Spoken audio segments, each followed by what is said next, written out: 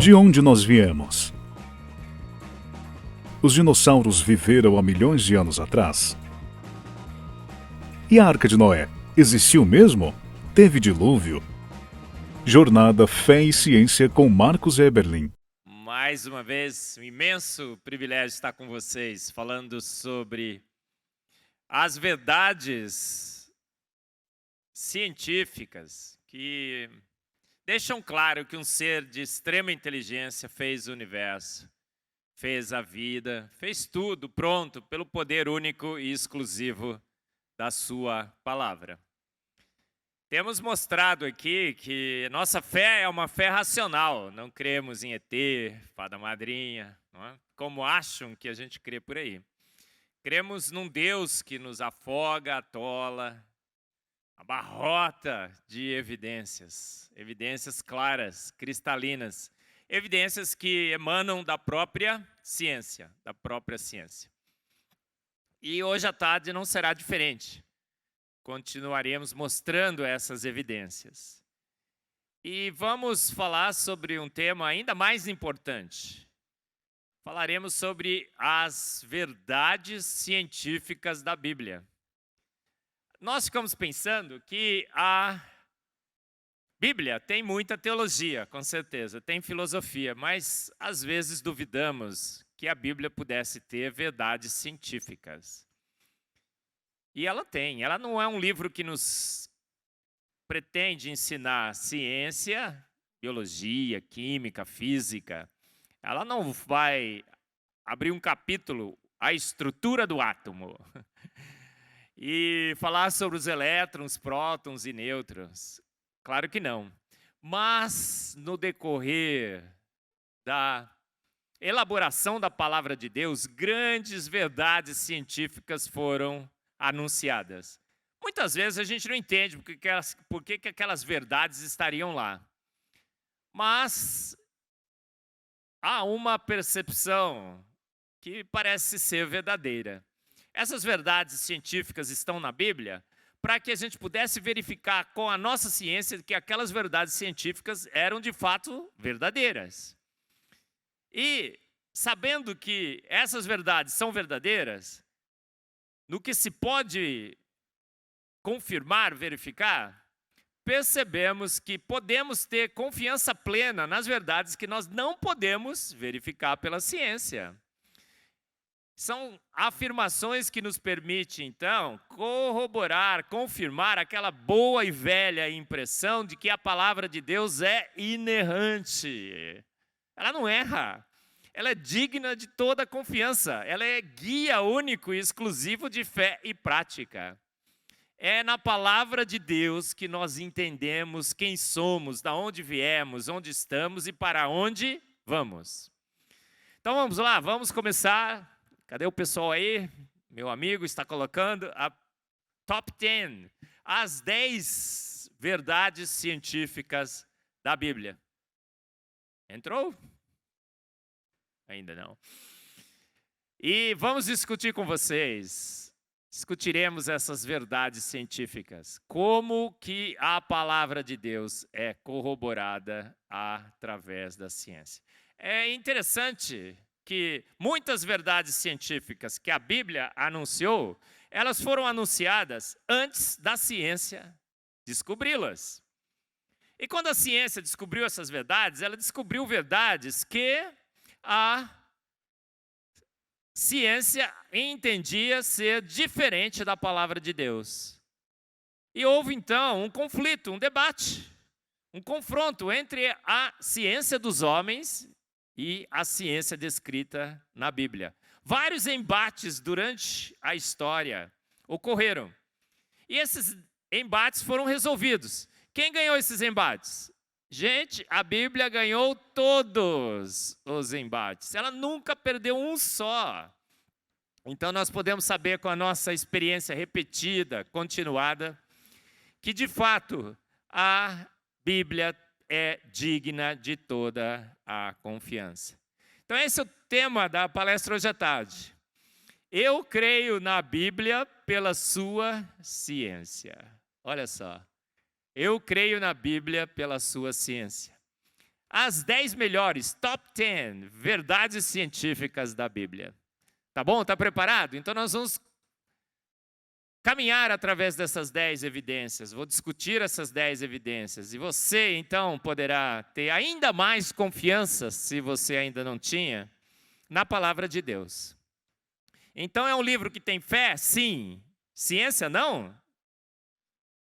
Tem ciência, sim. Ciência da melhor qualidade. Em Salmos 119, 105, a gente lê isso, não lê?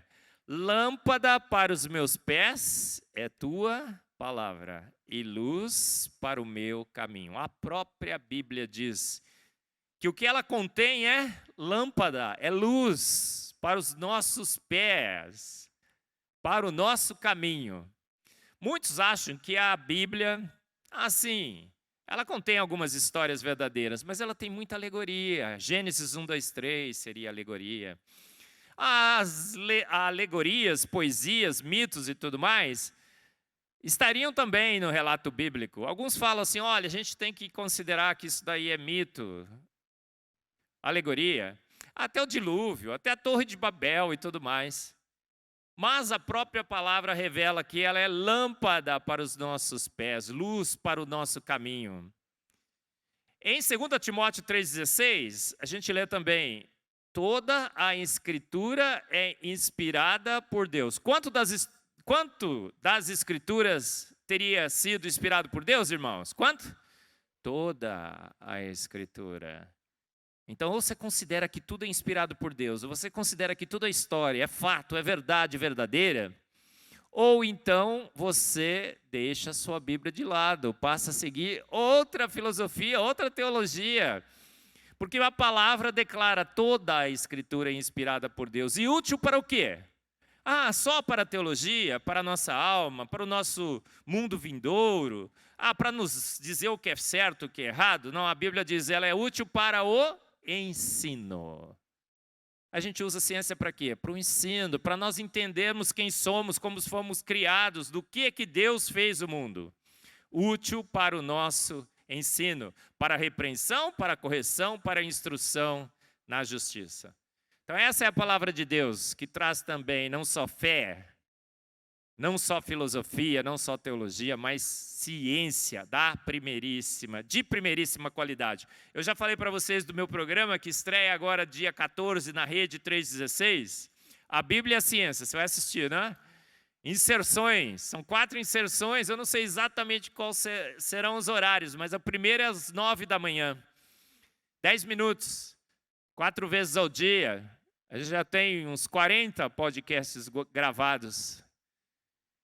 E nesse podcast eu declaro, é a Bíblia que tem autoridade para interpretar a ciência e não o contrário. Mostrando grandes e grandes verdades científicas da Bíblia, que se tivessem sido utilizadas como guia para a ciência teria avançado muito mais. A ciência não teria feito grandes enganos e equívocos que ela fez ao longo da história. Muitas pessoas morreram, inclusive, porque não seguiram os conselhos bíblicos e seguiram a ciência de homens. Olha só, estamos há mais de 150 anos gastando dinheiro, estudando a evolução química, estudando as árvores de evolução, como que a vida estaria conectada, as diferentes formas de vida estariam conectadas,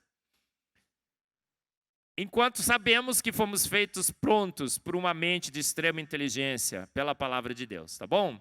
Então vamos lá? Olha, deixa eu ver se o meu sistema de troca de slide, não é? Está chegando aí.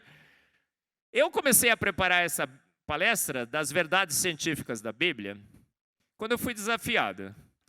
Lembra que eu falei pela manhã de que eu nunca tinha falado sobre Noé, o dilúvio, a arca? Opa, chegou aqui o nosso trocador automático de slides. Muito bem.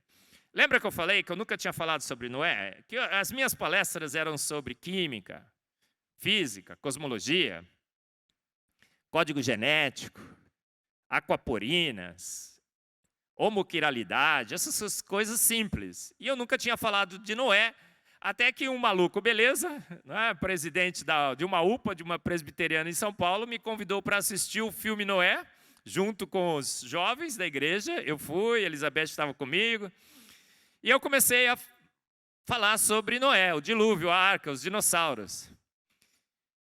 E, novamente, essa palestra sobre as verdades científicas da Bíblia, eu nunca tinha dado. Comecei a montar faz pouco tempo. E eu comecei a montar quando um dia eu estava sentado na minha sala, lembro que era na Unicamp, essa foi no Mackenzie, estava sentado no Mackenzie e estava assistindo um podcast, bastante famoso no Brasil. E nesse podcast, de repente, apareceu alguém que disse o seguinte: olha, a Bíblia é legal, a Bíblia tem teologia, não, sem dúvida, fala de muita coisa bacana, mas a Bíblia não tem ciência. Pastor, ele é pastor, falando isso. A Bíblia não tem ciência. Porque a ciência verdadeira se encontra na ciência naturalista, se encontra no Big Bang, se encontra em Darwin. Há uma organização presidida por essa pessoa que estava falando nesse podcast que anuncia isso para os nossos jovens. Não há ciência na Bíblia. A ciência se encontra na ciência naturalista, do Big Bang e da evolução. Por isso, temos que nos render à evolução e o Big Bang. Temos que entender que temos um livro 67. A origem das espécies, de Charles Darwin. E que agora temos que entender que Darwin é amigo de Deus. E que nenhuma verdade científica está contida na palavra de Deus. E, inclusive, nenhum grande avanço científico foi feito baseado na Bíblia. Gente, o que aconteceu comigo? Eu quase caí da cadeira. Porque durante toda a minha vida eu tinha aprendido, e tenho aprendido e continuo aprendendo, que a Bíblia contém grandes verdades científicas, que grandes avanços científicos foram feitos com verdades científicas contidas na Bíblia.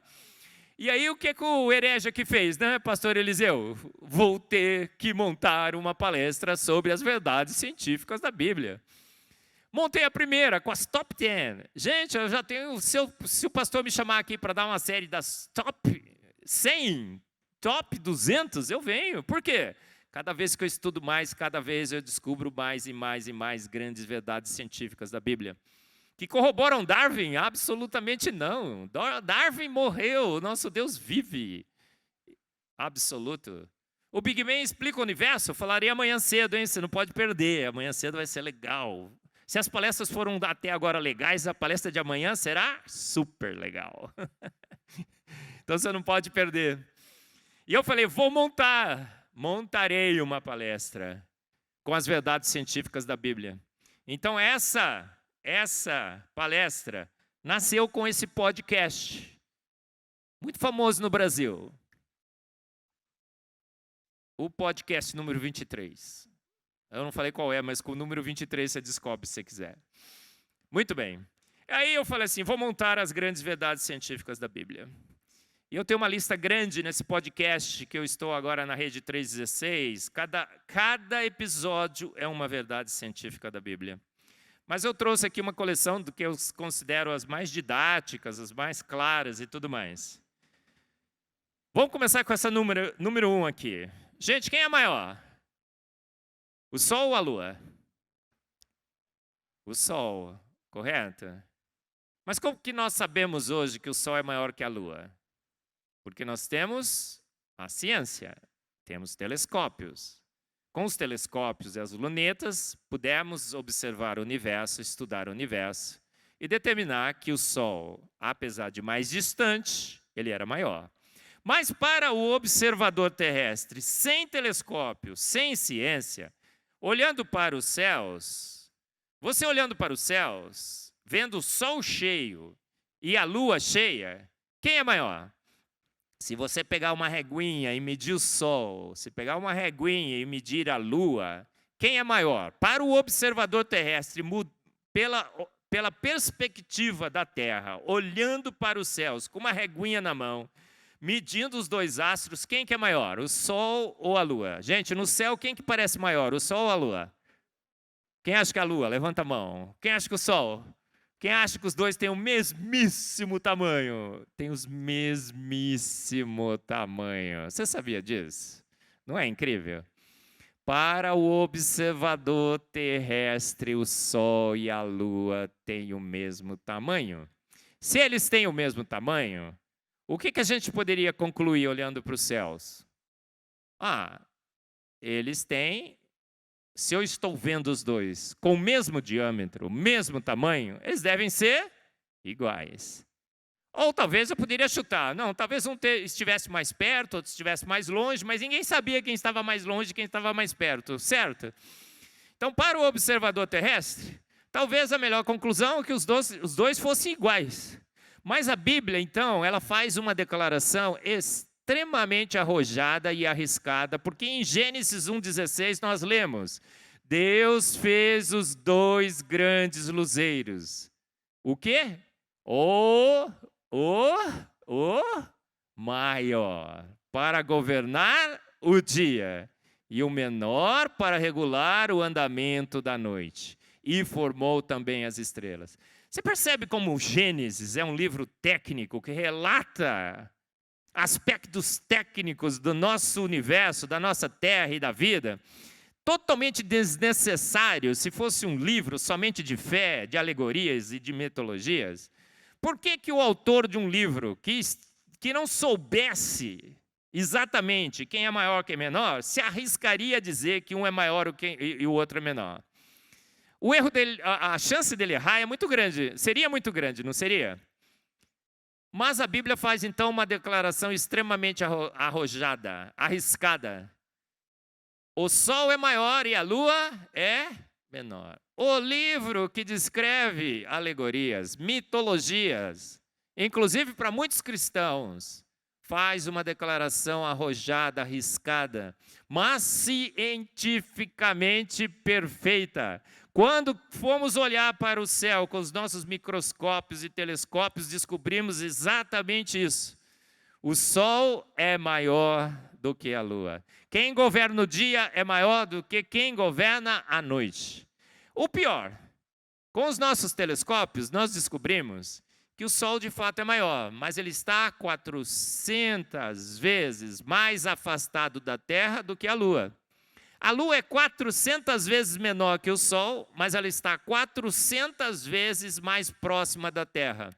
Descobrimos, então, uma grande coincidência cósmica. Há uma relação perfeita de 400 por 400 entre o diâmetro desses dois astros e as suas distâncias em relação à Terra. Olha que coisa! Qual a chance dessa coincidência cósmica ocorrer? Praticamente zero. Mas agora nós temos uma Lua 400 vezes menor, 400 vezes mais próxima da Terra. O que acontece então, gente, quando a Lua se intercala entre a Terra e o Sol? Nós temos nesse planeta, e só nesse planeta, no planeta Terra, eclipses solares perfeitas. Eclipses solares perfeitas. Por que isso é magnífico? Porque uma eclipse solar perfeita serve para quê? Para o louvor da sua glória. Para o louvor da glória de Deus. A Bíblia declara: os céus proclamam a glória de Deus. Os céus proclamam a glória de Deus. Então a eclipse não é 99%, a eclipse não é 101% perfeita, ela é 100%. Uma relação perfeita de 400 por 400. Não sei se vocês sabem, mas a Lua se afasta do planeta Terra a 4 centímetros por ano. Foram calcular, e essa relação 400 por 400... ela só ocorreria numa janela de tempo extremamente restrita. A janela de tempo exata em que os habitantes da Terra estão na Terra. Se você imagina que existiriam Sol, Terra e Lua há milhões de anos atrás, essa eclipse não ocorreria. O homem não estaria aqui. Daqui a milhões de anos, essa eclipse solar não será mais perfeita.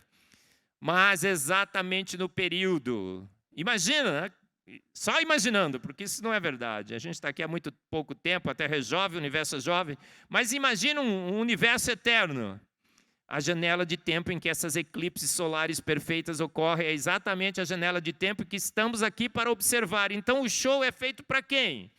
Para nós, para mim, para você. Eu digo que esse é um show do exibido e do exagerado. Eu tenho um amigo meu que mora nos Estados Unidos e recentemente aconteceu um eclipse solar perfeito lá. E aí qual foi a reação das pessoas? Eu perguntei para ele, o que aconteceu? Ele falou, Marcos, as pessoas saíam na rua, alguns se colocavam de joelho e, levantando as suas mãos para o céu, diziam, quão grande é o meu Deus. Incrível, não é?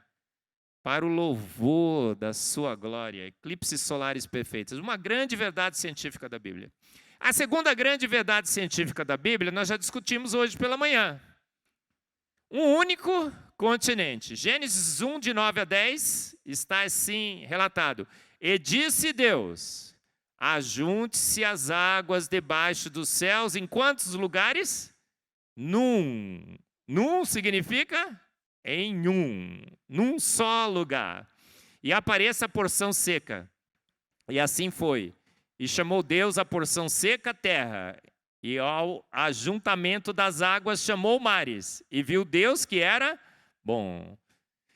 Nós vemos aqui mais uma grande verdade científica da Bíblia que foi confirmada só recentemente. Alguém vendo essa declaração bíblica nos tempos modernos poderia dizer, está vendo? Alegoria, mitologia.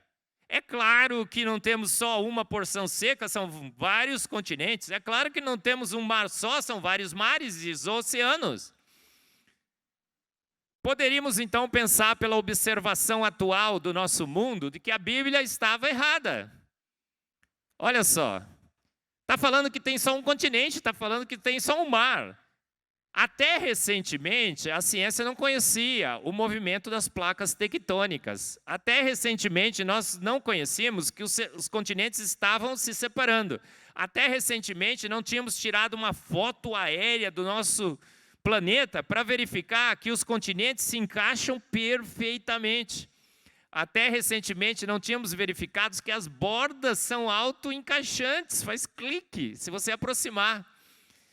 Então, uma descoberta recente da ciência que confirmou uma grande verdade científica da Bíblia. Tínhamos apenas um continente, a Pangeia, e apenas um grande mar.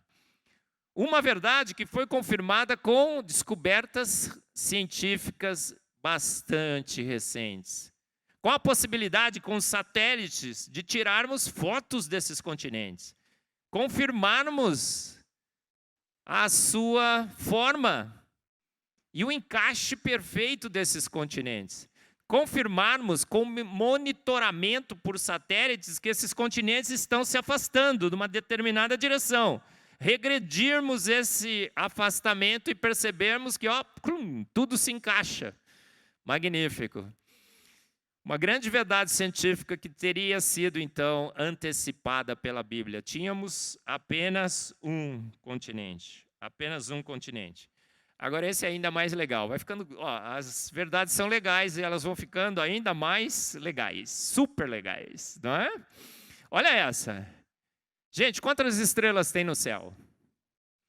Eu gostaria que você, na próxima aula de física, de cosmologia, que o seu professor falasse que ele tem um modelo que explica o universo, que a ciência já descobriu como que o universo surgiu naquela grande explosão que pegou o nada e pegou esse nada para fazer o quê? Nada, porque não existia nada. O nada pegou o nada, por nada e para nada, e bum, formou tudo. Pergunta para o seu professor se esse modelo realmente é bom, se a ciência realmente é absoluta, se ela tem respostas para tudo. Pergunta, professor, quantas estrelas tem no céu? O que é que o seu professor provavelmente responderá? A resposta será assim, olha, no céu, no que a gente pode observar, porque tem luz ainda que não chegou aqui, a luz que a gente consegue ver, nós podemos determinar que nessa imensidão do universo, temos aproximadamente 2 trilhões de galáxias. 2 trilhões de galáxias. E em cada uma dessas galáxias galáxias, nós temos aproximadamente de 100 bilhões a 400 bilhões de estrelas. Deixa eu ver quem que é bom de matemática aqui. Eu acho que é o pastor João Paulo, né? Pastor João Paulo, você tem uma cara de bom de matemática? É o Atos? Pastor João Paulo, aproximadamente 2 trilhões vezes aproximadamente de 100 a 400 bilhões de estrelas, quantas estrelas deu? Quantas? Gente, um montão, não é? Uns sextilhões, a conta das sextilhões. Gente, sabe o que é sextilhões? Começa a contar aí, ó. 1, 2, 3, 4. Você vai morrer, você nem começou a conta. É estrela que não acaba mais. E como nós sabemos que é tudo aproximadamente, nós não temos a menor ideia de quantas estrelas existem no céu.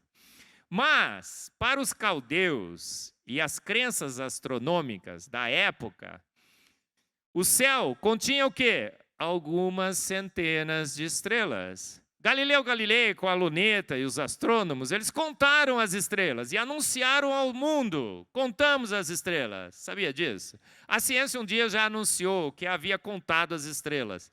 Deu o número certinho delas: 5.119. Maldito o homem que confia no homem nas suas contagens de estrelas. 5.119. Então, quem estaria vivendo naquela época poderia dizer assim: tá vendo? A Bíblia é alegoria, é mitologia, Gênesis é mitologia, não tem ciência. Porque a ciência já contou 5.119 estrelas no céu. Mas o que está falando Gênesis 15:5? Olha para o céu e conta as estrelas, se as pode contar. Isso é um desafio.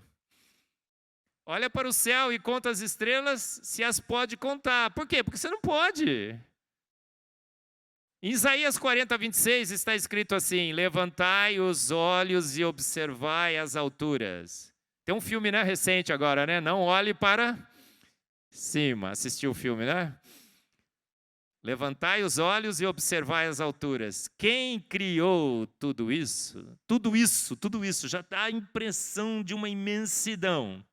Foi aquele que coloca em marcha cada estrela do seu incontável exército celestial, e a todas chama pelo nome. Isaías 40:26, Gênesis 13:15 já anunciavam que não podemos contar as estrelas porque elas são incontáveis. Então, gente, você já pode antecipar: jamais na história da ciência contarão as estrelas do céu. Por quê? Porque a Bíblia é o nosso guia de ciência. Se a Bíblia traz uma verdade científica, nós devemos confiar nessa verdade científica, porque a nossa experiência repetida, continuada, com os embates entre a ciência da Bíblia e a ciência dos homens, quem sempre ganhou? A ciência da Bíblia. Então, se ela está falando que não dá para contar, não dá para contar, gente. Acabou, pronto, acabou. Ah, não vou tentar. Pode até tentar, mas você não vai conseguir. Eu sei que você não vai. Não contaremos, não sabemos e nunca saberemos quantas estrelas tem nos céus. Mas o exibido e o exagerado, lembra que eu falei, né? Gente, Deus tem vários atributos, mas esse negócio de exibido e exagerado você só encontra no livro. É Marcos, no capítulo 1, versículo 1. Que livro é esse? É o livro apócrifo que eu escrevi, né? Marcos 1:1. Deus, o exibido e exagerado. Eu fico falando assim, tem pastor que quer me excluir, né? Não sei o pastor Eliseu. Mas Deus é um exibido exagerado, não é? Já falei aqui em outros casos disso. Em que se mostra, ele se exibe de uma forma absolutamente intensa, para que possamos crer nele. E ele ainda diz o quê? O exibido exagerado. São incontáveis. São sextilhões e sextilhões e sextilhões de estrelas, mas eu chamo-as todas pelo seu nome. E a Bíblia ainda diz que elas respondem: sim, Senhor. Já pensou dar nome em todas essas estrelas? Já ficou imaginando? Um Deus chamou de Maria, outro de Antônia, Alitéia, né? Noemi, né? E assim vai, né? Eliseu, João Paulo. Não, a estrela é tudo nome feminino, né? Gente, Deus é magnífico. Às vezes a gente fica pensando assim, será que Deus me conhece pelo meu nome? Pessoas, será que Deus nos conhece pelo nome? Quantos são? Qual é a população atual hoje de pessoas que habitam o planeta Terra? 7 trilhões, bilhões. 7 bilhões, certo? 200 milhões no Brasil. Gente, Deus conhece todas as estrelas e as chama pelo seu nome. Quantas estrelas tem? No mínimo dos mínimos, mais de 60 sextilhões, que é 2 trilhões vezes 400 bilhões. Então, gente, para saber nome de gente para Deus é facinho, facinho, facinho. Não é? Em Isaías, o exibido ainda diz que esse universo é imenso, mas ele mede com a palma de suas mãos. Esse é o nosso grande Deus, não é? Mais uma grande verdade científica da Bíblia. As estrelas são incontáveis e a ciência descobriu isso. O Sol é maior que a Lua, a ciência descobriu. O Sol é maior que a Lua, a ciência descobriu. Havia apenas um continente e um mar, a ciência descobriu. E as estrelas pode contar do jeito que você quiser, você nunca saberá o número exato delas. A ciência descobriu isso também. Feitos do barro, isso é muito legal. Porque em Gênesis 2:7 está escrito assim: e formou o Senhor Deus o homem do pó da terra, e soprou em suas narinas o fôlego da vida, e o homem foi feito alma vivente. Aí você fica pensando assim, né? Deus fez o quê? Pegou o barro, moldou o homem em barro, soprou nele o fôlego da vida e bum, se fez o homem. Não foi? Mas, do ponto de vista químico, tem uns químicos que começaram a analisar esse versículo. E as palavras em hebraico direitinho. E sabe o que se percebeu?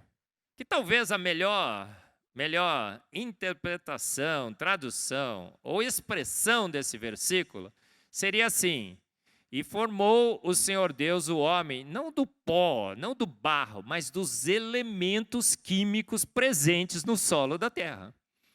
Parece que o versículo em hebraico dá essa impressão, de que ele formou dos constituintes do solo, que são os elementos químicos presentes no solo da terra. Talvez ele tenha moldado em barro, não tem nenhum problema com isso, mas parece que o versículo quer dizer que Deus nos formou com os elementos químicos presentes no solo da terra. E soprou em nós o fôlego da vida, a alma vivente, o imago Dei, o seu espírito. Sabia que nós fomos avaliar o solo do planeta Terra? E o que nós descobrimos? O solo do planeta Terra é riquíssimo em elementos químicos. Todos os elementos químicos presentes na tabela periódica, que são estáveis, que passam de 80, estão presentes aonde? No solo da Terra. Fomos analisar o solo de outros planetas e astros, porque a gente pode analisar, pode ver a emissão de luz e tudo mais. Sabe o que nós descobrimos? O planeta único, que é constituído de todos os elementos químicos da tabela periódica, o único conhecido é o planeta Terra. Marte, tem gente que está querendo mudar para Marte, né? O Elon Musk está querendo levar a gente para Marte. Quem gostaria de ir para Marte? Levanta a mão. Eu não quero ir de jeito nenhum. Quem quer ir para Marte? Gente, dá uma olhada em Marte. Marte não tem no seu solo todos os elementos que nós encontramos na Terra. E por que isso é extremamente importante, termos todos os elementos? Porque fomos analisar o corpo humano, você é formado do quê? Em líquido, 60%, 70% de água, depende, pessoa para pessoa. Na parte sólida, proteínas. Mas essas proteínas, além das proteínas, nós temos também vários e vários e vários elementos do solo da Terra que são indispensáveis para a vida humana. Quem faz suplementação de minerais aqui? Alguns fazem, né? Olha, na pandemia você aprendeu que um dos elementos mais importantes seria quem? O que você fez a complementação? Zinco. Nós temos as metaloproteínas, todas elas que utilizam elementos químicos que estão presentes no solo da Terra. Hoje já comprovamos que pelo menos 30 ou 35 desses elementos são vitais para a vida do homem. Vitais. Então, mais uma grande verdade científica que foi revelada pela palavra de Deus. A terra, o solo da terra contém ouro puro. E esse ouro não é o elemento ouro, mas essa grande diversidade de elementos químicos presentes na terra que são essenciais para a vida do homem. Que nós obtemos através dos vegetais, através da alimentação, através da água, na quantidade certinha de sais dissolvidos, água potável. Eu estava falando de Marte. Por que não é bom mudar para Marte? Primeiro, porque o solo é pobre em elementos químicos. A atmosfera de Marte é extremamente rarefeita. E ela é constituída de 95% de gás carbônico, CO2. Quem quer mudar para Marte? Você vai lá em Marte e respira, morre sufocado. CO2 puro. Respirar numa atmosfera de CO2, você não percebe, mas você gradualmente vai perdendo a consciência, desmaia e morre. Às vezes acontecem alguns acidentes em silos que armazenam trigo, alguns cereais. Os micro-organismos consomem oxigênio, fica cheio de CO2, a pessoa entra, ela não percebe que não tem oxigênio, ela vai ficando cada vez com seu metabolismo reduzido, fica meio zonzinha, tonta, cai e morre. A atmosfera diluída do planeta Marte, se cair um asteroide lá, o que vai acontecer? Bum, vai bater na sua cabeça. No planeta Terra nós temos uma atmosfera densa, eu falei sobre isso, não é? Acho que foi ontem. Quando um asteroide bate no planeta Terra, o que acontece? A atmosfera do planeta Terra é densa o suficiente para que, por atrito, esse asteroide seja consumido antes de cair na nossa cabeça. Aí o pessoal falou assim, não, nós vamos levar uma plantinha para Marte. Vamos levar algumas plantas, a planta vai pegar o CO2, vai transformar em oxigênio e agora teremos oxigênio na atmosfera de Marte. Vai resolver, irmão? Não, não resolverá. Por quê? Só oxigênio?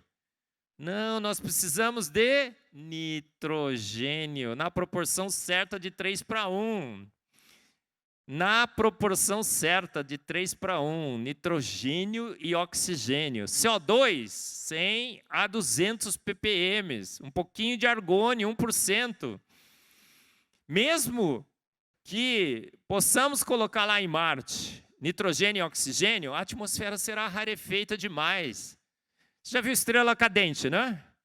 O que é estrela cadente? É um asteroide que está entrando na nossa atmosfera e está sendo consumido por atrito. Ele brilha, então acabou.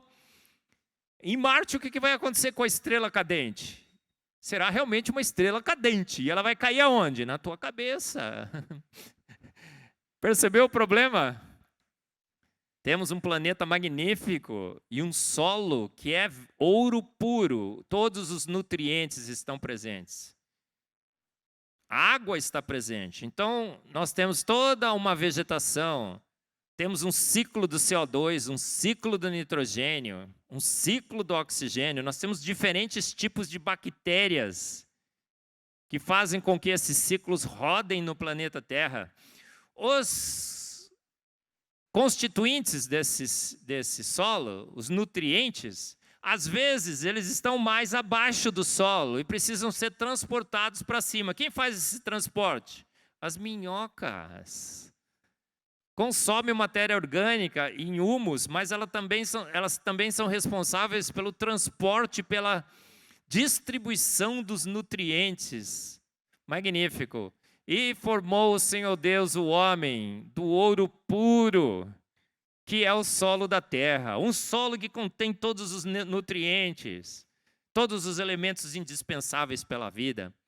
Um solo rico em minerais, que faz com que as plantas cresçam e possam nos dar alimento.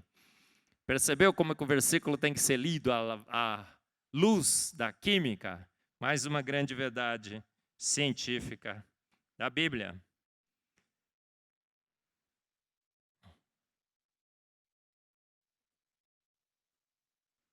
Foi? Não. Muito bem. Quando você entra numa aula de biologia, o que o professor fala? Primos de chimpanzés. Lenta, gradual e sucessivamente, a vida foi criada e transformada nesse planeta. Não havia vida, mas naquela sopa ácida escaldante surge a primeira ameba. E aquela ameba, ao longo de milhões e milhões de anos, vai evoluindo, passa pelo chimpa, que é teu humano, lembra? Até dar em você uma ameba evoluída. Então, na ciência, se diz que já está determinado e provado, que na realidade não fomos feitos prontos. O que foi feito pronto, por processos naturais, foi aquela primeira ameba.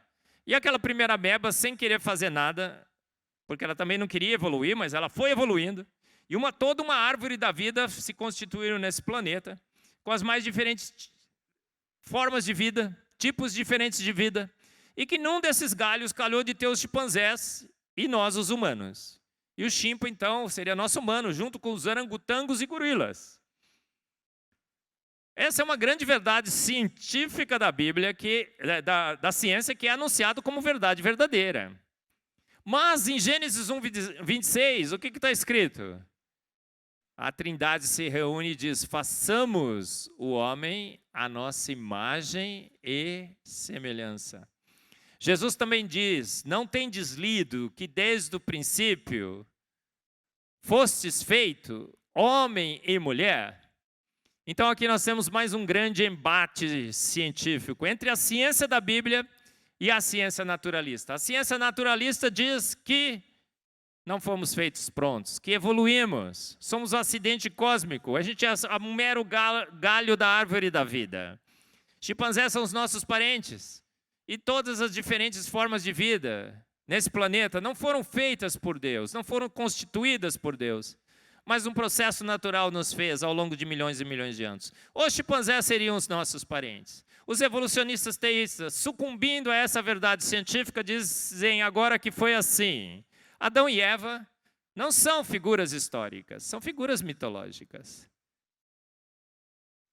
John Walton, no seu livro O Mundo Perdido de Adão e Eva, diz isso. É mitologia. É um épico, como o de Gilgamesh. William Craig acaba de lançar um livro em busca do Adão histórico. Apostatou. William Craig apostatou, infelizmente. Sucumbiu a essa ciência, a ciência do chimpa humano. E agora eles dizem nas nossas igrejas que foi assim: Deus estava observando o que estava acontecendo no planeta, ele viu que aquela sopa surgiu uma ameba, ele viu que a evolução estava ocorrendo, ele viu que formaram-se então uns humanoides, uns macacoides, e ele gostou. É essa a história. E ele, tendo gostado, falou: vou soprar naquele casal o meu fôlego. Entre 10 mil humanoides, ele escolhe um casal e sopra neles o fôlego da vida. E encontramos, então, o Adão histórico. Frutos da evolução. E esses hominídeos agora continuam evoluindo. Por isso que temos vários hominídeos, várias formas transicionais. E Deus, então, participa do processo, sim, escolhendo. É a única coisa que Deus faz. Gente, quem está certo? Quem está errado? Fomos avaliar se nós tínhamos algum parentesco com os chimpanzés. O que aconteceu? aquela semelhança de aquela diferença de apenas 1% no nosso genoma, hoje nós já sabemos que é muitas vezes maior. Nós somos pelo menos de 7 a 44% diferentes no nosso genoma. A melhor comparação do genoma dá 33% diferente em pares de bases. Somos 1 bilhão de pares de bases diferentes dos chimpanzés.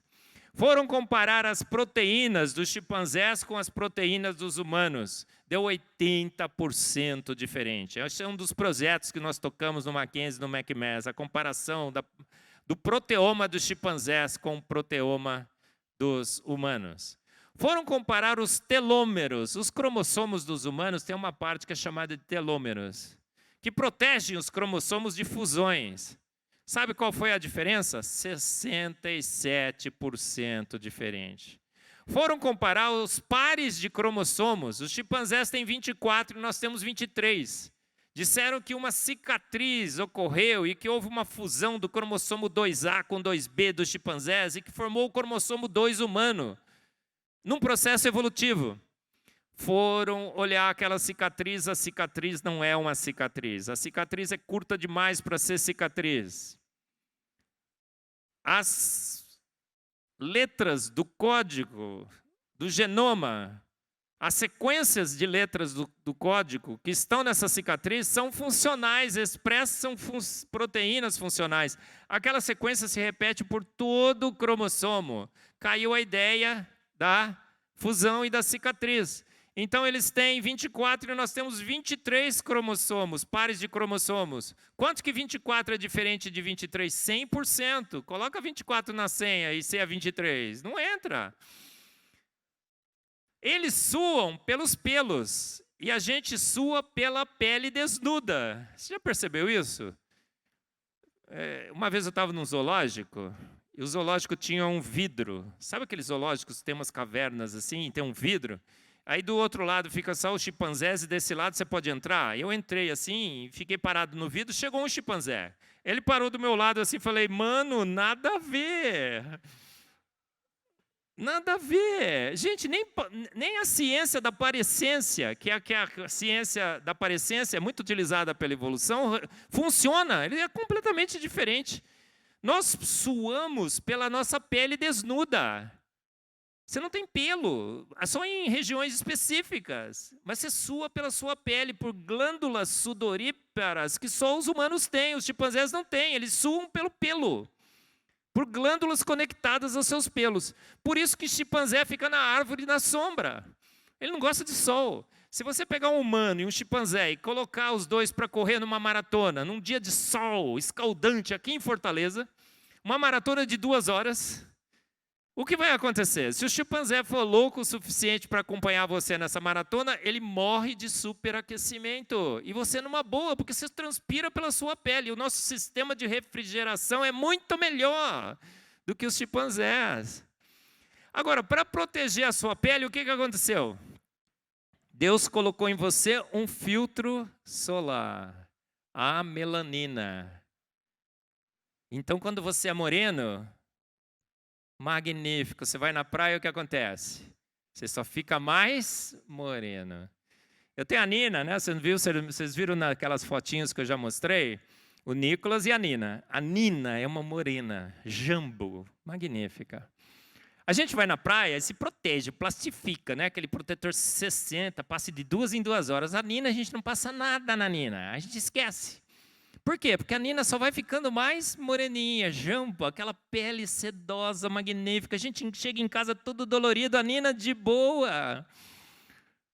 Por quê? Porque ela tem a quantidade certinha de melanina. Tem gente que é brancão, que nem uma lagartixa, transparente, você vê as veias. E o cara chega no espelho e fala assim, Senhor, graças te dou, porque sou branco como a neve. Alvo mais que a neve, sim, nesse sangue lavado, mais alvo que a neve serei. Conhece esse hino? Magnífico, lindo, não é? Mas o alvo é o coração, limpo dos seus pecados, não é só a pele, não é? Alvo mais que a neve. Gente, Se você é brancão, brancão, brancão, como uma lagartixa, você é um debilitado mutante. Debilitado mutante, você perdeu a bênção, a melanina. Quanto mais melanina, melhor. Você é negro? Dê graças a Deus, você está protegido com o melhor protetor solar possível. Oh, a melanina nos negros protege contra o sol, contra câncer de pele, contra o envelhecimento. O negão tem 90 anos, você olha para ele, 37. Não é assim? Magnífico. O chimpanzé tem isso? Nunca, nunca. Cabelo Black Power. Gente, sem cabelo Black Power, dê graças a Deus. Aquelas pontes de sulfeto, né, formam assim um tom, então é um capacete, proteção para o seu cérebro. Você sua naquele capacete, é um arzinho geladinho, é um capacete com ar-condicionado. Aí o cara tem aquele cabelo lisinho. Tem um finlandês que é amigo meu, que ele tem assim uns fiozinhos de cabelo, você vê o couro cabeludo dele. Aí você tem aquele cabelo lisinho, você fala, graças, Senhor, te dou por esse cabelo liso. Não preciso fazer chapinha, Senhor. Você perdeu uma bênção, irmão. As pontes de disulfeto, isso é proteção para o seu cérebro. Magnífico, não é? Gente, foram sequenciar o cromossomo Y dos chimpanzés e o cromossomo Y dos humanos. Sabe quanto deu de semelhança? 0% de semelhança. A fala e o raciocínio, eu falei ontem, né?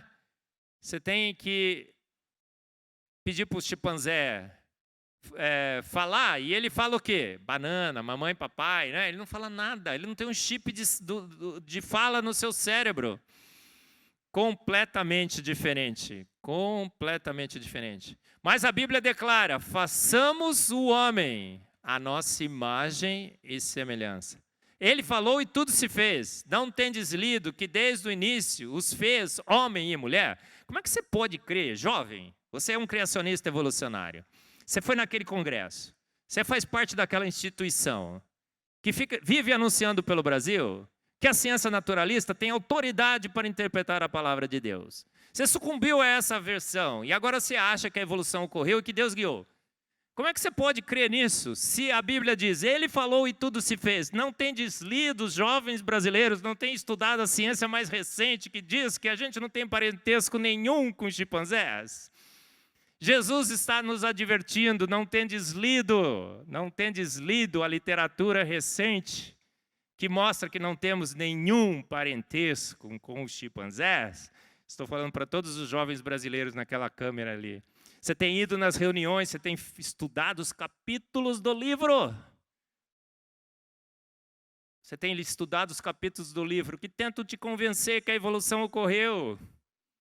Mas saiba que você não tem parentesco nenhum com os chimpanzés. Você foi feito pronto, absolutamente pronto, pelo poder único, exclusivo da palavra de Deus. Porque a Bíblia declara e continuará declarando essa grande verdade científica. Desde o princípio os fez. Desde o princípio os fez. Ou você joga a sua Bíblia fora, ou você larga o evolucionismo teísta. Não tem outra situação. Porque a Bíblia é clara demais. Não tendes lidos que desde o início os fez homem e mulher. Façamos o homem. A gente sabe que quando Deus fala, o que acontece? Acontece. Deus é que nem o cara do Bamerindos. Quem lembra da propaganda do Bamerindos? Lembra a mão? Levanta a mão assim. A propaganda do Bamerindos. Ninguém mais?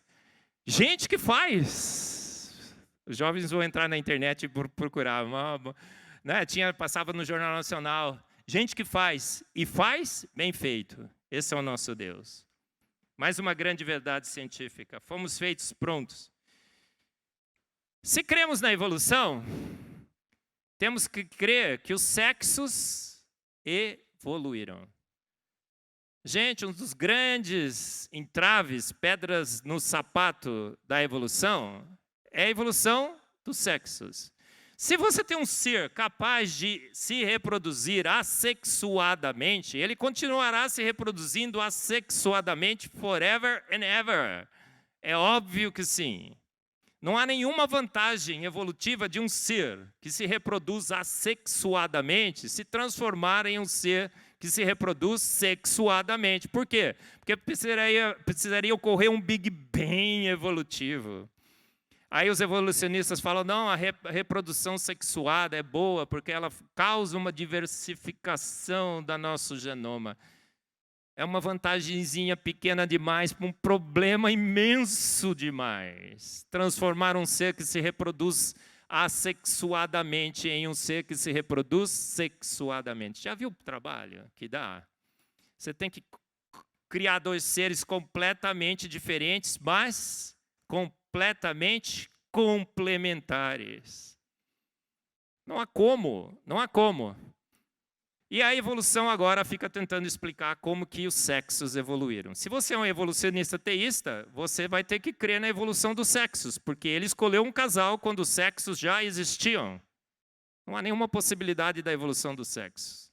Uma vez eu estava num congresso internacional, muito legal, que era de frente para os Alpes. Estava vendo as montanhas, assim. Fiquei imaginando aqueles restos de animais marinhos que estavam lá, não é?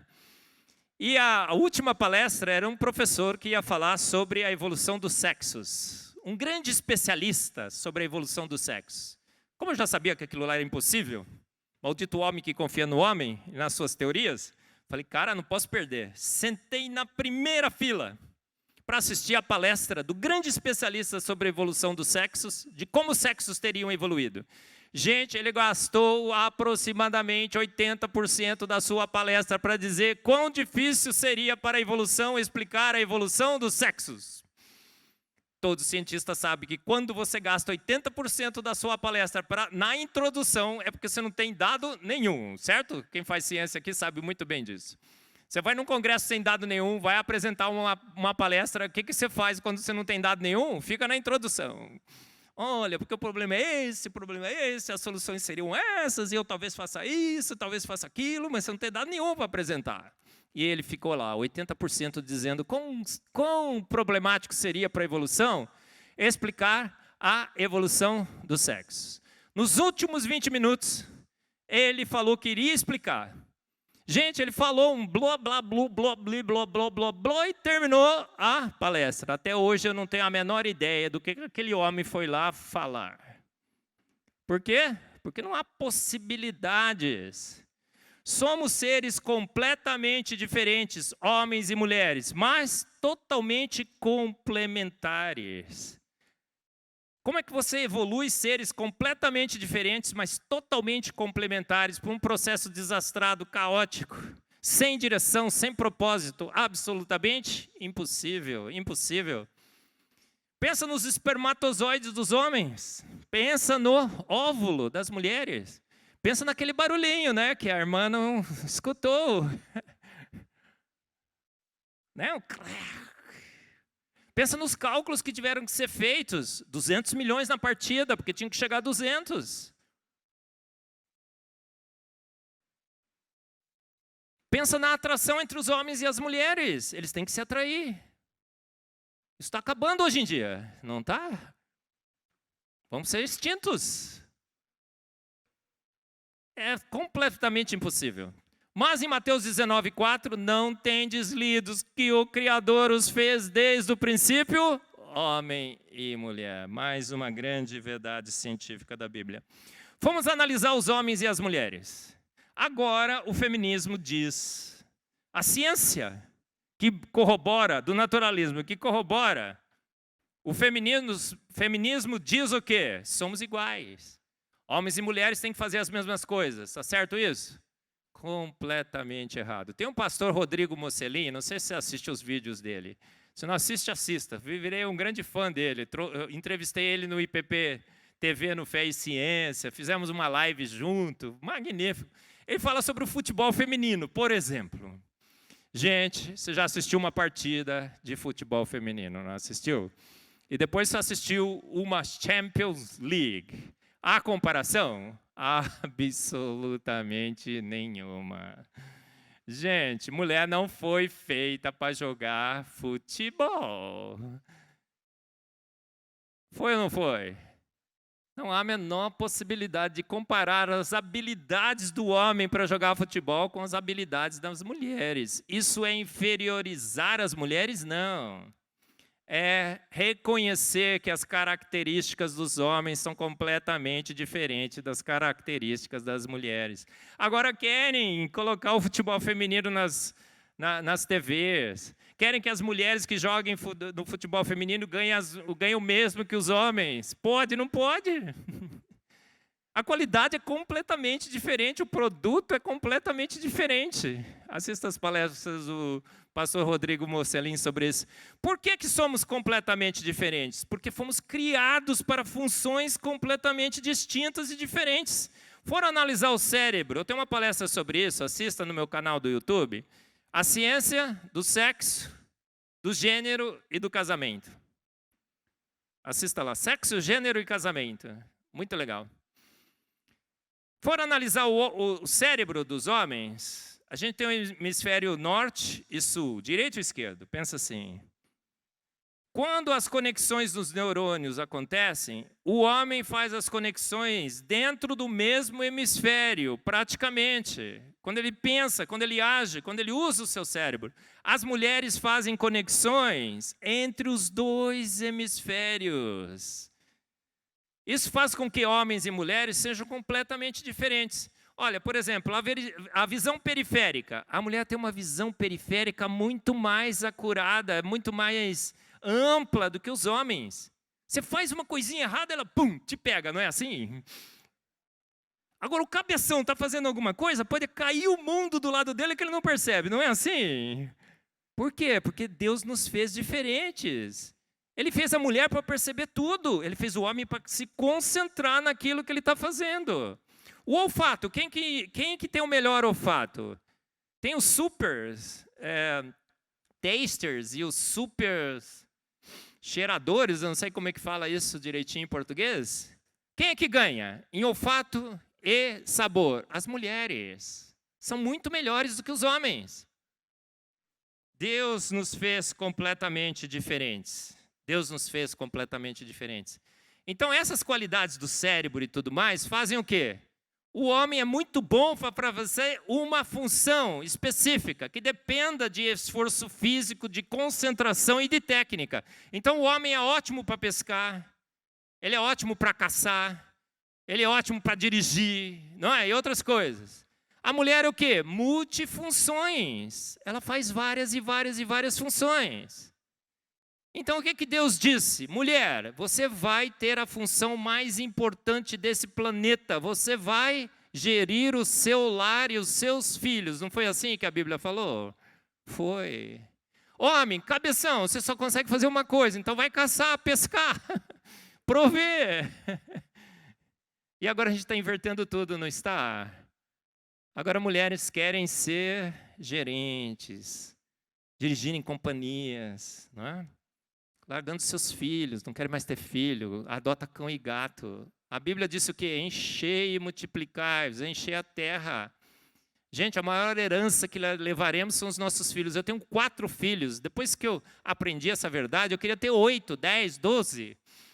Uma vez um pastor chegou na minha igreja e falou assim, eu tive 7 filhos, me arrependo, queria ter 14. Mas eu era um pastor com 7 filhos. Você imagina a dificuldade que eu tinha para criar esses 7 filhos? Éramos extremamente pobres. Os meninos não tinham tênis direito, não tinham roupa direito, não tinha comida direito, mas a gente ia se virando, se virando, se virando. Hoje os meus 7 filhos são formados. Um é engenheiro, um é esse aqui, um mora nos Estados Unidos, outro mora na Europa, outro mora ali, outro aqui. Agora nós vivemos na casa dos nossos filhos, passeando pelo mundo. Olha só, você fica aí pensando, não tem dinheiro para pagar o hotel. Ele tem 7 filhos que vivem pelo mundo. E ele passeando e tudo mais. Eles cuidam de mim. Aí ele diz assim, um dia um filho meu chegou para mim e falou assim, pai, a gente era pobre? Eu falei, sim, filho, a gente era paupérrimo. Muito, muito pobre. Ele falou, pai, eu nunca percebi. Eu nunca percebi. Teu filho quer o quê? Tênis? Ah, eu não posso mais ter mais que 2 filhos porque a escola só dá bolsa para 2. Você não pensa assim? Ah, não posso mais de 3 filhos, porque só cabe 3 no carro. A gente vive um mundo estranho, não vive? Totalmente desvinculado dos valores bíblicos. Mulheres querendo ser o que elas não... Olha, o grande problema com o feminismo que trouxe frustração às mulheres. Outro dia, no programa do Rodrigo Mocelin, ele estava falando sobre isso. Ele falou assim, olha, as mulheres quiseram se libertar do domínio dos seus maridos. Eu tenho uma cunhada que trabalhava numa empresa, eu disse assim, você trabalha? Trabalho. Com o quê? Ah, eu sou secretária de um médico. E aí? O cara é um carrasco, um demônio. Então ela não mais está no domínio do seu esposo, mas ela está no domínio do seu chefe. Ela não cuida mais dos seus filhos, ela coloca numa creche. A creche são mães que não cuidam dos seus filhos, cuidando mal dos filhos de um monte de mãe que não cuida dos seus filhos. Não é isso que acontece? Vamos combinar? O mundo perdeu totalmente seus valores, porque afastamos dos princípios da palavra de Deus. Homens não são mais homens. Não são líderes, deixa a liderança para as mulheres. Vou falar 15 horas sobre isso, hein? Vamos continuar com a verdade científica número 6. Um barco imenso de madeira. Eu já falei sobre isso de manhã. É incrível como a Bíblia, nos seus relatos, traz indicações técnicas magníficas que a gente não entende. Sobre o Noé, o dilúvio e tudo mais, você pode ficar pensando, tanta coisa que Deus podia ter falado sobre o dilúvio, mas o que ele fez? Ele ficou dando dimensão de arca. Ele ficou falando quantos andares deveria ter. Farás na arca uma janela, um côvado, e acabarás por cima, e a porta da arca porás ao seu lado. Faleás andares, baixo, segundo e terceiro. Coloca um betume para vedar, calafetar toda a arca. Por que Deus se preocupou com todos esses detalhes técnicos? Para que a gente pudesse, através da ciência, verificar. Que a gente pudesse confirmar que a Bíblia é um livro verdadeiro e que os detalhes técnicos são precisos, exatos, magníficos. É exatamente isso que a gente percebeu. A Arca de Noé, não sei se você lembra pela manhã, mas vamos reforçar agora, é o maior barco possível de ser construído em madeira pelas dimensões descritas na Bíblia. É o melhor barco em flutuabilidade, se tiver carregado com 1/3 de bichos. Eu não falei pela manhã, mas a Arca de Noé vazia flutuaria bem? Não. Cheia, abarrotada, flutuaria bem? Não. Sabe qual é o melhor cálculo? 1/3 da sua capacidade em carga. Incrível. As dimensões 30 por 5 por 3, 300 por 50 por 30, as melhores dimensões possíveis para um cargueiro. Uma arca que transportasse carga. O melhor compromisso possível entre estabilidade, conforto e resistência. Está no meio. Todo engenheiro sabe, não é que quando você produz um artefato multifuncional, você tem que otimizar as 3. Tem um melhor compromisso entre as 3. É exatamente o que acontece na Arca de Noé. Maior barco possível de ser construído em madeira. Muito, muito, muito melhor, maior e bem construído do que qualquer inteligência humana poderia supor. Aquele equilíbrio perfeito nessas 3 características: conforto, estabilidade e resistência. Bom, vamos falar agora sobre outra grande verdade da Bíblia. Em Êxodo 20, 11, está escrito assim: porque em 6 dias fez Deus os céus, o mar e a terra e tudo que neles há, mas no 7º dia descansou. Quem escreveu isso? Deus. Ele registrou em pedra. O próprio Deus, escrevendo em pedra, disse: porque em 6 dias fiz eu os céus, a terra e o mar e tudo que neles há.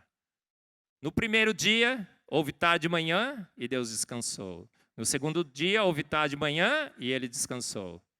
Então a Bíblia é claríssima. A Bíblia é claríssima. Tem N versículos que a gente vai ler e ver claramente que Deus fez em 6 dias literais de 24 horas. Aí o pessoal fala assim, não, Marcos, porque o Ion, ele acomoda eras, milhões e milhões de anos. Acomoda eras? Pode até acomodar, mas acomoda um dia de 24 horas muito, muito, muito, muito melhor. Muito, muito melhor. Todas as indicações nos mostram que o dia é literal de 24 horas. A análise do texto em hebraico nos deixa claro que aquele Yom traduzido só pode ser traduzido com dia literal de 24 horas. Todos os hebraístas, ao longo de mais de 3.000 anos de história, lendo o relato de Gênesis, claramente interpretava como dia de 24 horas. Quando é que nós começamos a abrir mão para milhões e milhões de anos? Quando o evolucionismo disse que precisaria de milhões e milhões de anos para a vida existir nesse planeta Terra. Só quando uma teoria de homens passa agora a ser utilizada para interpretar a ciência da Bíblia que os milhões e milhões de anos entram. Só nessa situação. Então parece que a Bíblia deixa claro que a gente habita esse planeta há 6.000 anos, que a vida foi criada há pouco tempo atrás.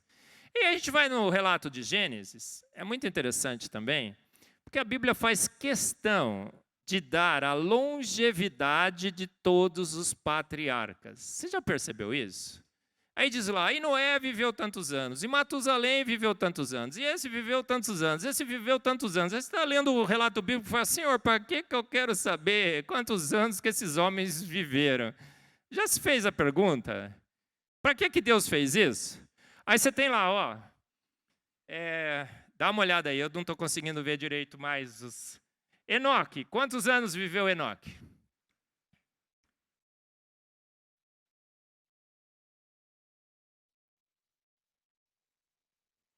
(365). Ah, mas ele foi transladado. Mas todos os outros, mais ou menos 900 anos. Aí você fala, nossa, é mitologia, é alegoria. Não pode ter vivido 900 anos. Alguns falam assim, é calendário lunar. Calendário lunar.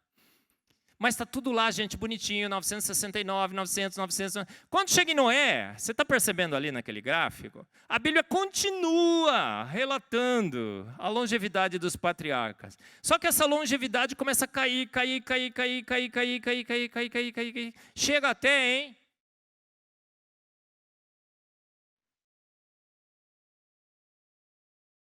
Abraão, 178. Gente... José, né, vive 104, se eu não me engano, começa a cair essa longevidade. Aí você fica perguntando, Senhor, por que essa longevidade está descrita na Bíblia? Para que eu preciso saber esses números? Sabe qual é a resposta? Recentemente, fomos estudar a genética de populações. E o que é que nós percebemos? Cada vez que há uma reprodução da vida nesse planeta, essa reprodução envolve o acúmulo de mutações deletérias. Com o projeto Genoma e o projeto ENCODE, nós descobrimos que para os humanos, cada nova geração de filhos tem de 50 a 100 mutações deletérias a mais que seus pais. Sabia disso? Você tem filhos? Tem, né? Tiago, Samuel e tal. Primeiro foi ele ali, né? 100 mutações, de 50 a 100 mutações a mais que os nossos pais. Então, seu filho é meio peralta, meio assim, meio aqui, saiba que ele está degradando, irmão, mais que você, está mais degradado que você, de 100 a 50 mutações. E o que isso significa em relação à longevidade descrita na Bíblia? Como os patriarcas antes de Noé viveram 900 anos, o que aconteceu com o acúmulo de defeitos genéticos? A taxa de acúmulo era muito menor. Porque a longevidade era muito grande.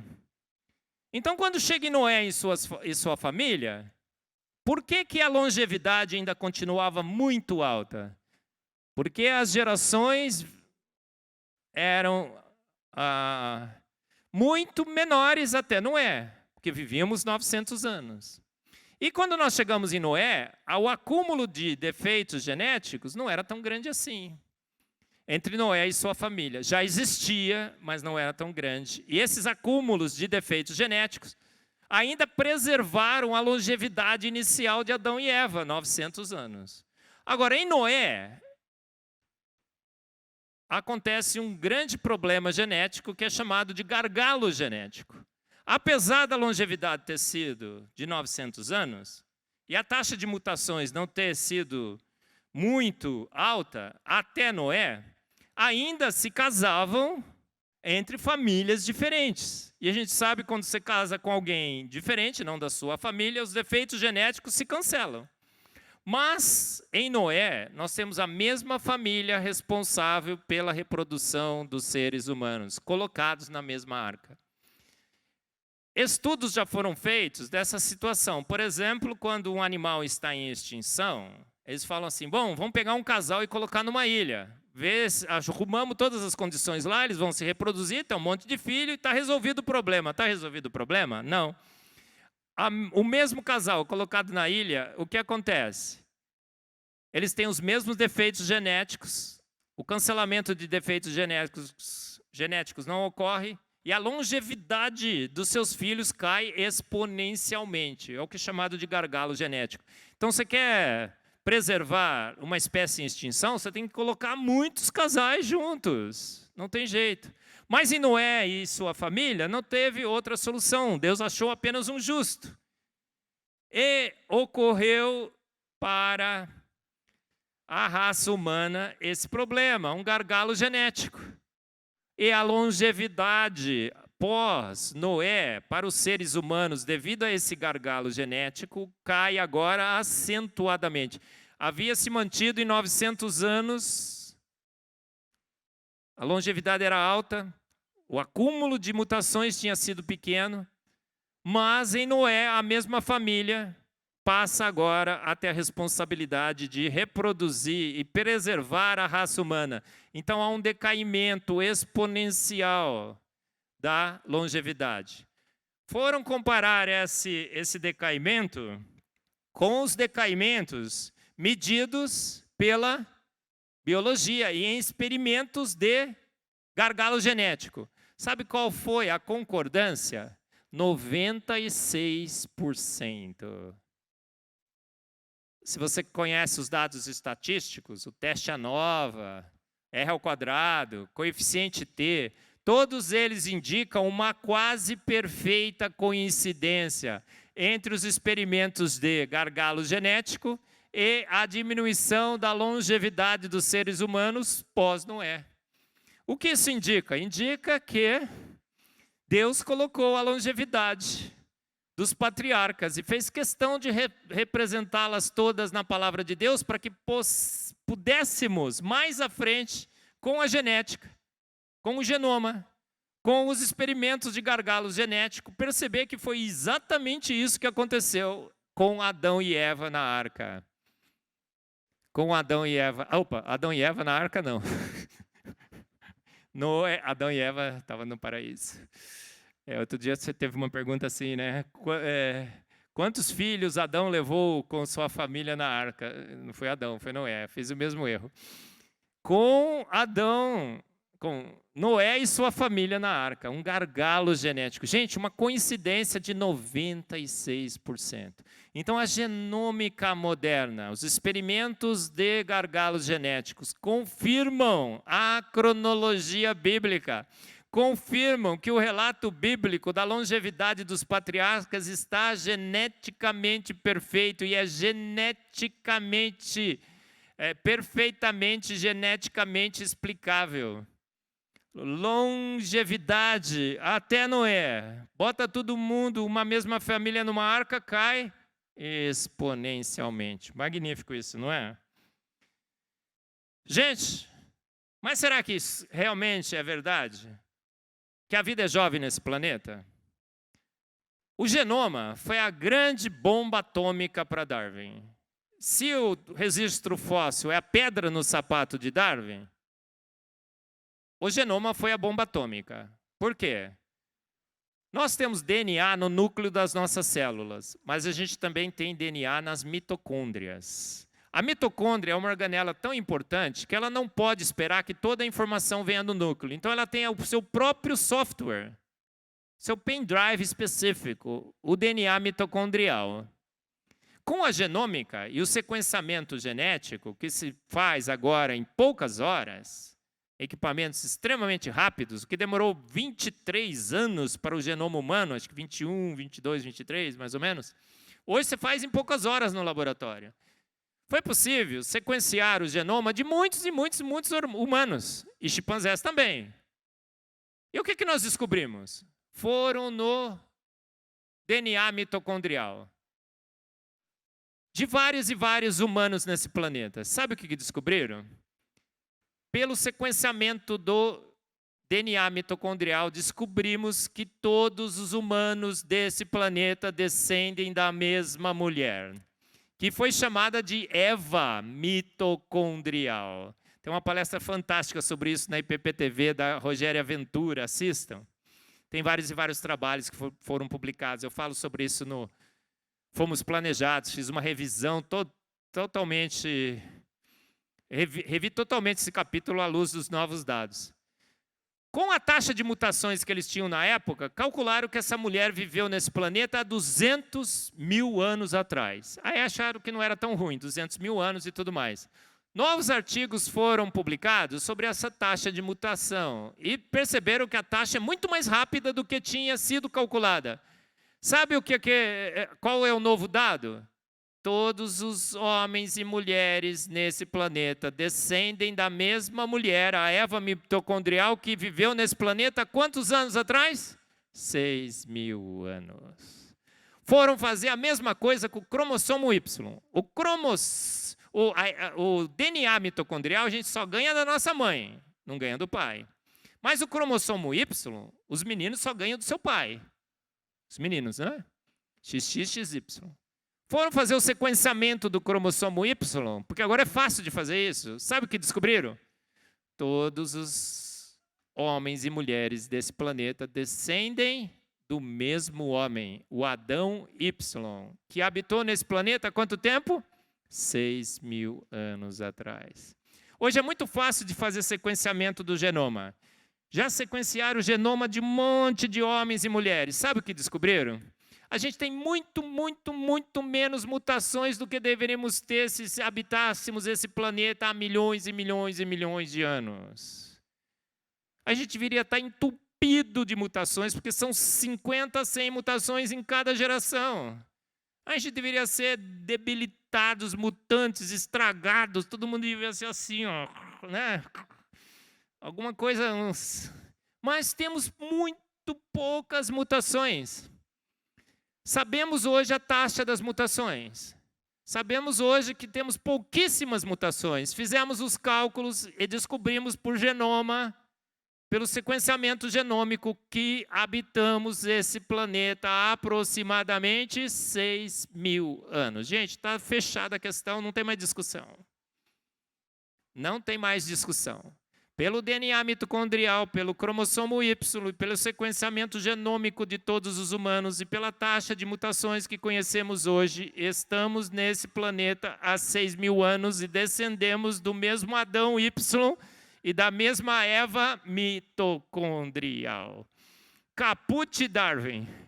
Caput evolucionismo teísta. Acabou, foi-se. Quem que está certo? A nossa professorinha da EBD. A palavra de Deus que disse, não tendes lido, que desde o princípio os fiz homem e mulher. Não tendes lido que em 6 dias fez o Senhor os céus, a terra e o mar e tudo o que neles há. Não tendes visto a cronologia dos patriarcas na Bíblia, que claramente diz que estamos aqui há 6 mil anos. Legal, né? Eu acho sensacional. Gente, grande verdade científica número 8. Dinossauros na Bíblia? Com Jó? A gente vai ler em Jó 40:15, está escrito assim, contemplas agora o bimote, cauda como cedro, ossos como tubos de bronze, ossada como barras de ferro. Gente, a gente continua lendo o relato de Jó, 40:15, e os versículos que se seguem. A gente percebe ali um magnífico animal sendo descrito. O tradutor bíblico, quando pegou aquele relato, não se conhecia na época os dinossauros, porque eles já haviam sido extintos. Dinossauro foi descoberto pela ciência recentemente. Inclusive, o termo dinossauro é muito recente. E ele, não sabendo que bicho que era aquele, algumas traduções trazem como rinoceronte, um monstro. Rinoceronte, uma cauda como cedro, um bicho que interrompe o curso de rios, passa pelo Jordão e nem se preocupa com ele. Depois que descobrimos os dinossauros, fomos olhar o registro de Jó, o texto de Jó, e percebemos o quê? Deus está descrevendo ali provavelmente um braquiossauro. Jó conviveu com dinossauros. Não só conviveu, mas Deus disse para ele: você não conhece esse bicho, Jó? Ele é assim, assado, a sua cauda é como cedro, ele interrompe tubos de bronze, a sua ossada como barras de ferro. A Bíblia descreve um dinossauro e descreve que os homens conviveram com dinossauros. Jó conviveu com dinossauro. Aí você vai falar assim: nossa, Marcos, realmente é alegoria. Porque eles foram extintos há 60 milhões de anos atrás. Foram. Eu contei para vocês pela manhã. Mary Schweitzer, nos Estados Unidos, foi buscar o osso do T-Rex, cortou, ele cheirava mal. Células sanguíneas. Colágeno, elástico e plástico, mais de 14 diferentes tipos de biomoléculas já foram encontrados em dinossauros. DNA já foi encontrado em dinossauro. Não há nem a menor possibilidade. As proteínas intactas. A Mary Schweitzer, que encontrou os primeiros tecidos mole em dinossauros, ela é uma evolucionista teísta, infelizmente. E depois da descoberta, ela disse: não, 60 milhões. E ela passou a tentar explicar o inexplicável. E ela publicou recentemente um artigo dizendo que as reações de Fenton teriam preservado as proteínas. E ela disse: olha, eu fiz a reação de Fenton aqui e as proteínas se preservaram no meu laboratório por 2 anos. E ela publicou na Science. Gente, 60 milhões de anos, a proteína fica por 2 anos preservada no laboratório dela. Ela acha que isso é evidência de preservação por 60 milhões. Maldito homem que confia no homem, nos papers publicados na Science pelos evolucionistas teístas. Eu sou químico. Reação de Fenton produz oxigênio livre. Oxigênio livre deveria destruir os aminoácidos, pode até preservar um pouco a proteína. Foram verificar os aminoácidos das proteínas, eles estão intactos, não estão oxidados. Não há a menor possibilidade, nenhuma possibilidade. Dinossauros estiveram conosco. Jó contemplou os dinossauros. Está com ciúme, não está? Eu também. E foram extintos há poucos anos atrás, uma grande verdade científica corroborada pela ciência da Bíblia. Gente, está vendo isso daí? Agora começou a aparecer vários e vários relatos de dinossauros que são encontrados com tecido mole, com pele, com unha, com cor ainda na sua pele. Esse é o dinossauro mais bem preservado conhecido pela ciência. Nos comentários, porque ele está exposto no museu, diz assim que parece, olha, 110 milhões de anos. Pode, irmão? E aí quem olha fala assim: parece que ele vai levantar e sair andando. Por que parece que vai levantar e vai sair andando? Porque ele é jovem, extremamente jovem, a carcaça toda está lá. Mamutes disseram que foram extintos há milhares e milhares de anos. Você encontra ele congeladíssimo, bonitinho, com a carne, com o DNA e tudo. O bicho quase que fala. Não é assim? A vida é extremamente jovem nesse planeta. 9, a circuncisão ao 8º dia. Eu já estou terminando. O filho de 8 dias, pois, será circuncidado. Aquele livro de alegorias, mitos, poesia. Quando vai falar sobre a circuncisão do menino, diz que tem que ser no 8º dia. Você já viu isso? Que afirmação extremamente arriscada, arrojada da Bíblia. Se fosse mitologia, alegoria, fala assim: ó, circuncida o menino. Qualquer dia aí, tá? A primeira, um mês. Quando o menino ainda é jovem, alguma coisa assim. Mas arriscar no 8º dia é extremamente arriscado, não é? Porque pode ser que o 8º dia não seja o melhor. Foram avaliar a distribuição de uma proteína chamada de protombina no sangue do recém-nascido. E essa protombina é extremamente importante para a coagulação do sangue. O que acontece com a protombina? Dá uma olhada no gráfico. No primeiro dia cai, no segundo cai para 30%, 40%. Seria extremamente arriscado fazer a circuncisão no terceiro dia. Ela vai aumentando, aumentando, aumentando. Quando que a protombina atinge seu máximo no corrente sanguínea do recém-nascido? 120%? Exatamente no 8º dia. Depois decai. Qual é o melhor dia para circuncidar o menino? 8º. Qual é a chance de haver aqui uma coincidência? Nenhuma. Falou que era no 8º e a protombina tem o seu máximo no 8º. Nosso Deus é tremendo, não é? Agora eu vou terminar com essa aqui muito legal. Uma impossibilidade estatisticamente impossível. Você vê que todos os nomes dos patriarcas estão descritos na Bíblia? Não só a longevidade, mas os nomes. Tudo bonitinho. Aí você fica perguntando, por que Deus pôs esses nomes? Aí foram avaliar o que aqueles nomes significavam. Você está vendo alguns ali? Ó, é muito interessante, porque eu vou ter que mexer um pouco aqui para conseguir enxergar os nomes. Olha só. Adão significa o quê?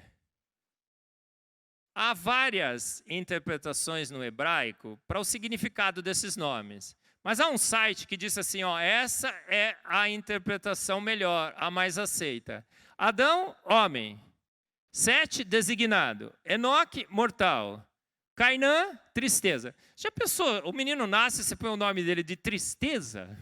Ô, Tristeza, vem aqui. Não faz sentido, faz? Malalel, Deus abençoado. Jared, o que descerá dos céus. Enoque, ensinando, o ensino. Matusalém, sua morte trará. Lameque, desesperado. Já pensou se tem um filho que chama Lameque e o outro que chama Cainã? Fala, como é que chamam seus filhos? Tristeza e desesperado. Vem aqui, por favor. E o último, Noé, descanso, conforto. Pegaram o significado dos nomes dos patriarcas e agora você pode ler esses nomes em sequência. A leitura dos nomes em sequência dá o quê? Ao homem foi designado tristeza mortal, mas o Deus abençoado descerá dos céus, ensinando que sua morte terá descanso ao desesperado. Fantástico, não é? O Evangelho resumido no significado dos nomes dos patriarcas. Tem esse site, The Gospel in Genesis, que fala sobre isso. Fantástico, não é? Mais uma grande verdade científica da palavra de Deus. Reestabelecendo a autoridade científica da Bíblia. Lâmpada para os meus pés é a tua palavra e luz para o meu caminho. Toda a Escritura é inspirada por Deus e útil para o ensino, para a repreensão, para a correção e para a instrução na justiça. Falei de algumas, são inúmeras verdades científicas da Bíblia. Felice já, Sociedade Brasileira do Design Inteligente. Assista ao podcast, A Bíblia é Ciência, Rede 316. Como que é a Bíblia que tem autoridade para interpretar a ciência e não o contrário. Na IPP-TV, eu tenho um programa Fé e Ciência, passa toda quarta-feira às 9h30, mas fica gravado lá, são quase 30 programas já gravados. O último foi A Fé dos Ateus, muito interessante. Assista a série toda, tem lá 30 vezes 1 hora, são 30 horas de programa, magnífico. Não deixe de participar, o 3º Congresso Brasileiro do Design Inteligente, 8 a 10 de julho, no Rio de Janeiro. Esperando todos vocês lá. Olha, os livros acho que praticamente já estão esgotados, mas se você quiser adquirir, www.covalpress.com, usa o código COVAL10, COVAL com K10, você vai ter 10% de desconto. O frete é bem baixinho, você vai perceber, você vai receber em sua casa. Se você pedir com autógrafo, vai aparecer lá. Essa é a Nina, a moreninha, Jambo. Gente, a autoridade está na palavra de Deus. A palavra de Deus é inerrante, é guia seguro. Se a ciência da Bíblia é boa ciência, a gente pode estar seguro também que a teologia da Bíblia é boa teologia. Uma teologia que mostra um Deus onisciente, onipotente, onipresente. Um Deus que se fez homem em Jesus Cristo, para, através do seu sacrifício na cruz, salvar a todos nós. Não é assim? Então é esse Deus invisível, mas real. Um Deus que se revela na sua palavra. Seja o nosso louvor, seja a nossa glória, ontem, hoje e sempre, eternamente. Amém.